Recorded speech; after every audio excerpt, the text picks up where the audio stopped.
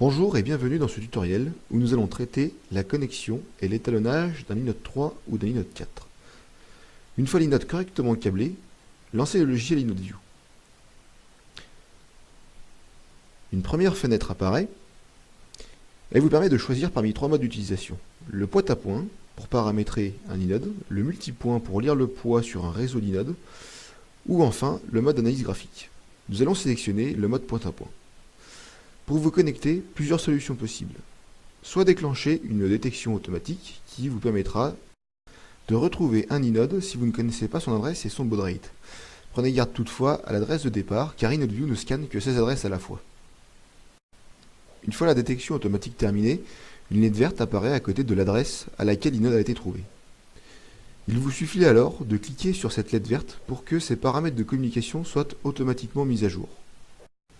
Si vous connaissez déjà l'adresse et le baud rate de l'inode, vous pouvez bien évidemment remplir la case adresse et choisir le baud rate et cliquer sur connexion. Nous avons maintenant accès à la page paramétrage de l'inode. Tout d'abord, avant d'effectuer l'étalonnage, je vous conseille d'aller sur la page visualisation, de cliquer sur Start, afin de vérifier que votre capteur et votre système de mesure répondent bien. Une fois cette vérification faite, vous pouvez alors retourner sur la page paramétrage ou étalonnage afin de réaliser vos réglages. Tout d'abord, avant de commencer l'étalonnage, il faut régler la portée max de votre balance. Par exemple, dans mon cas, je règle une portée max à 3000 car ma balance ne pèsera jamais plus de 3 kg. Une fois ce paramètre modifié, la LED située dans la fenêtre devient rouge. Il vous suffit alors de cliquer sur envoyer pour que ce paramètre soit pris en compte par l'inode et la LED repasse au vert. Nous allons maintenant effectuer un étalonnage physique. Cet étalonnage dépend de plusieurs paramètres. Le nombre de segments à étalonner et surtout la charge de ce segment. Ici, je vais faire un étalonnage en un seul segment avec une charge de 2 kg. Je clique alors sur envoyer démarrer l'étalonnage et l'utilitaire d'étalonnage apparaît.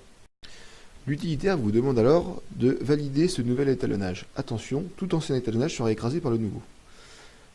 L'utilitaire vous demande alors de vérifier l'absence de charge sur la balance afin de réaliser l'acquisition du zéro.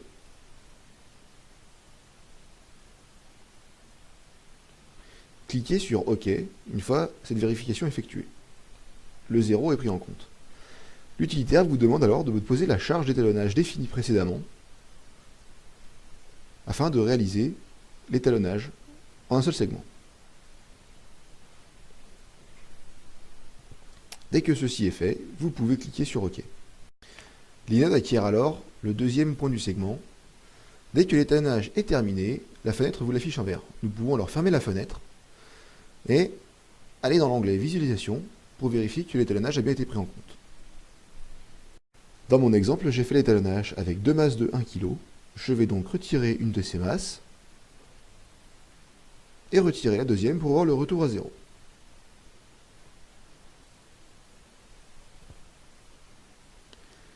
InodeView permet également de faire des étalonnages en plusieurs segments, soit 2 segments, soit 3 segments.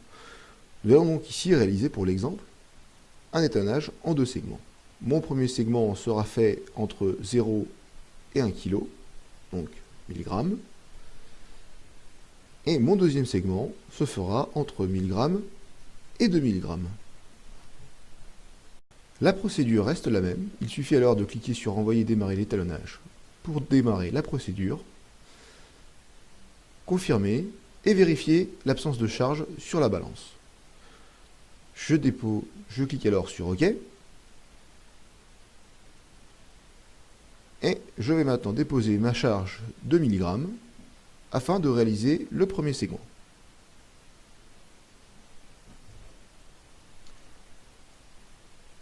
Je valide et l'inode acquiert ce premier segment. Une fois ceci terminé, l'interface me demande de poser ma deuxième masse. Je valide aussitôt. L'étalonnage est maintenant terminé. Je ferme la fenêtre et je vais aller contrôler mon étalonnage dans l'onglet Visualisation. J'ai bien mes 2 kg. Je retire une masse et je retire la seconde pour vérifier le retour à zéro. Mon étalonnage est donc correct. Vous savez maintenant comment faire.